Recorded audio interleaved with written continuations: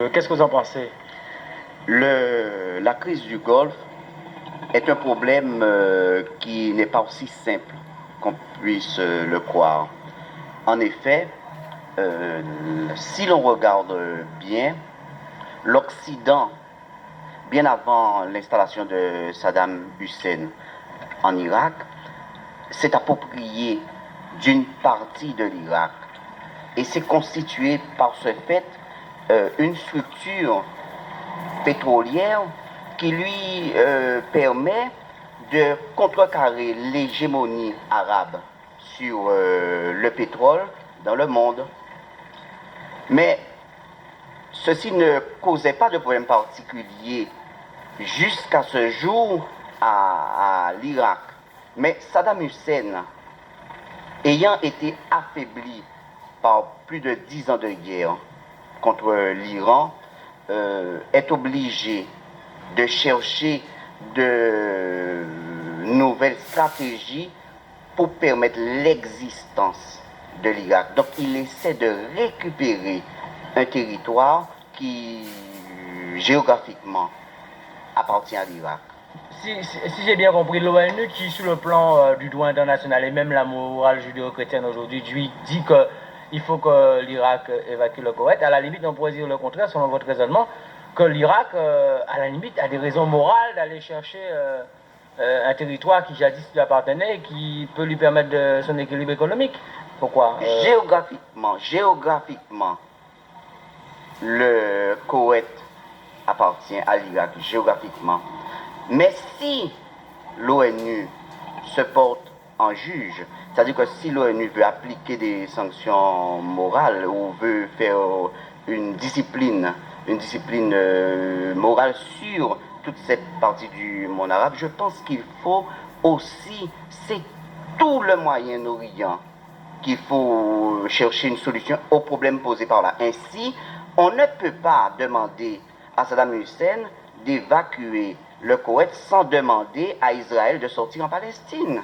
Il faut être juste. Un bâton n'a pas un seul bout, comme une balance ne peut pas avoir un seul plateau. Il faut être juste.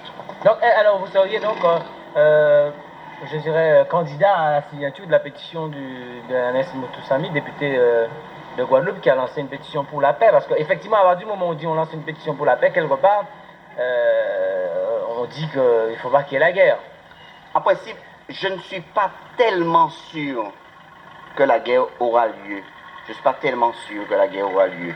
Et oui, je pense que effectivement, la paix est souhaitable. Parce que jusqu'à ce jour, la guerre n'a même pas encore eu lieu.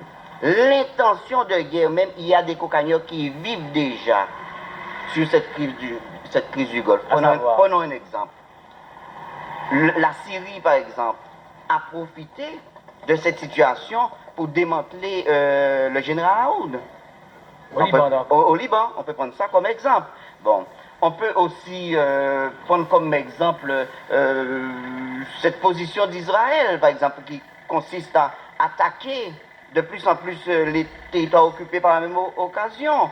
Bon, on peut aussi prendre certaines fabriques qui déclarent faillite systématiquement et la crise du Golfe est déjà récupérée. La guerre n'a même pas encore eu lieu. Il y a déjà des cocagneurs qui sont déjà accrochés à ce phénomène de guerre et qui l'exploitent comme un phénomène de peur. Et tout phénomène de peur a toujours eu des bénéficiaires. Donc, en fait, c'est une situation difficile. Alors, le Guadeloupéen moyen, le Guadeloupéen qui vit, bon, qui a un statut particulier, parce qu'un Guadeloupéen, il est français, parce qu'il est dans un département d'outre-mer lointain de la France, enfin, pays des droits de l'homme, etc., etc. Le Guadeloupéen, comment il vit ça dans son fort intérieur, en tant qu'individu, citoyen du monde, point. Logique, mais en tant que, dans son statut en tant que tel, le statut qu'il a. Le Guadeloupéen, en principe, compte tenu de l'inter-indépendance des peuples aujourd'hui, un Guadeloupéen ne peut pas rester indifférent de la crise du Golfe. Puisque regardez, par exemple, les voitures ici circulent avec l'essence. Nous sommes plus ou moins liés à tous les mécanismes économiques de l'humanité. Nous ne pouvons pas échapper à cela. En tout particulièrement celui du pétrole, enfin, la crise du Golfe. Absolument, absolument.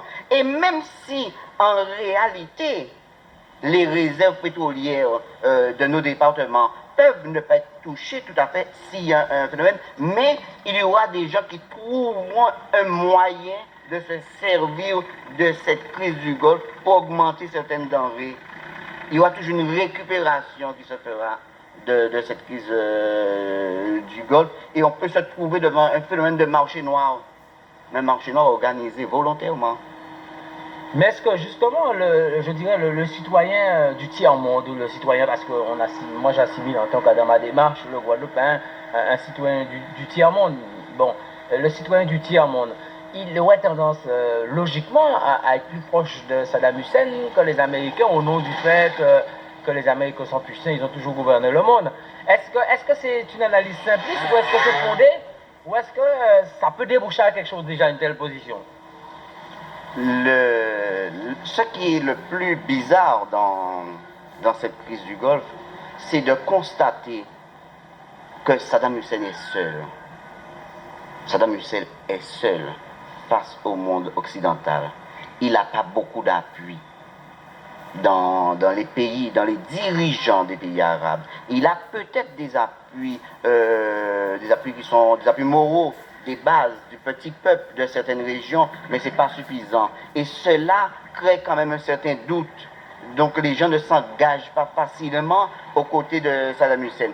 D'autant plus que ce qui rend Saddam Hussein, malgré peut-être, même si géographiquement Saddam Hussein a raison géographiquement, mais ce qui affaiblit Saddam Hussein, c'est que nous vivons un temps où la démocratie est recherchée par tous les peuples. Or, on ne peut pas nier que Saddam Hussein est un dictateur, et c'est une arme défavorable pour Saddam Hussein. Les dictateurs sont démodés dans ces temps que nous vivons, et ça affaiblit beaucoup Saddam Hussein. C'est ainsi que, regardez la chute de Noriega au Panama, alors que peut-être il voulait préserver les intérêts panaméens à travers du canal de Panama qui rapportait